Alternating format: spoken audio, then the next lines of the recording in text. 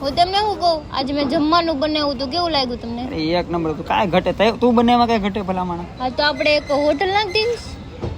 હારામ હારો વિષય કર્યો તે. તારે રસોઈ બનાવવાનું, મેન કાઉન્ટરે બેહી બધા પૈસા હું કરે લે, ઉપાધિ ન કરી જરાય. એટલે કેમ કાઉન્ટરે બેસો એટલે? શેઠ કાઉન્ટરે જ બે, એના માણસો કામ કરતા હોય. એટલે હું કઈ નોકરાણી થઈને કામ નથી કરવાની, ઓનર જ હું હોય છું, બરાબર એની?